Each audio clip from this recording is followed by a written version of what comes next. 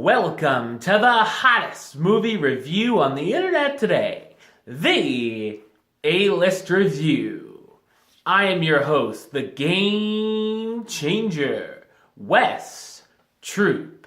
And today I'm here to review a movie that is the first new release of 2018. And it's the first release of the year, which means it's gotta be a horror movie, right? Correct. Ladies and gentlemen, will it continue the streak of bad horror movies released the first weekend of the year? We're gonna find out. My review of the 2018 horror sequel, Insidious, The Last Key, coming up now.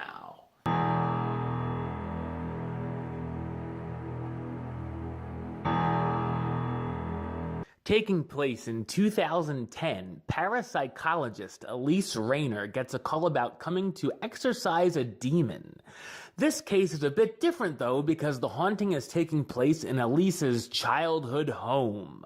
Elise and her crack team of ghost hunters go back to the house and find a number of paranormal surprises. So what did I think of Insidious: The Last Key? I thought it's a mediocre horror flick. The Insidious timeline has become a bit complex with only 4 movies in the series. With the third movie being a prequel, this fourth entry is a sequel to that, but still acts as a prequel to the first 2 films. This lets us have Elise back, who has certainly become the main character of this franchise. This entry dives deeper into her backstory with a pretty long prologue of seeing her as a young girl growing up with a loving mother, abusive father, and frightened brother. After a tragic incident dealing with the paranormal, Elise left the house and never looked back, until now.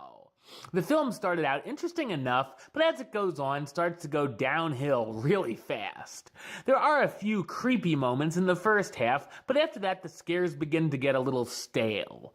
In fact, if you've ever seen an Insidious movie before, you know some character or characters go into the further, which has become a bit old hat by now.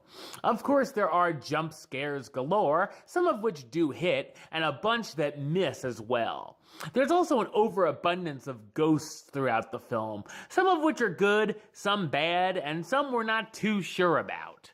When we do get a good look at this new demon, it's kind of bleh. There are some twists that are supposed to feel pretty big, but they're not exactly as shocking as they want to be. The script is also packed with some lame jokes and a very forced love subplot that feels like it has no reason to exist. Most of the supporting characters are quite boring as well. While this could be the last in the series, there certainly are easy ways they could crank out another one if this one makes enough money. The cast stars Lynn Shay, reprising her role as Elise Rayner, the parapsychologist who's been dealing with evil entities since her childhood and takes on this new, very personal case. Angus Sampson and Lee Wannell as Tucker and Specs, Elise's 2 paranormal investigator sidekicks, Caitlin Jarrett as Imogen Rayner, Elise's niece, who also has the special gift of seeing ghosts, and Spencer Locke as Melissa Rayner, Imogen's sister who finds herself in some serious trouble.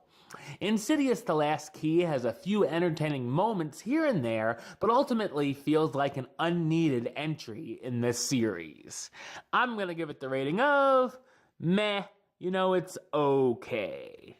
Alright, well that's the show. I'll be back with another review very soon. But until then, don't forget to subscribe right here on YouTube. youtube.com/westside515. Like the show on Facebook, facebook.com/WesTrueBaylist. And of course, you can follow me on the Twitter and the Instagram @WesAList. Until next time, Troop out.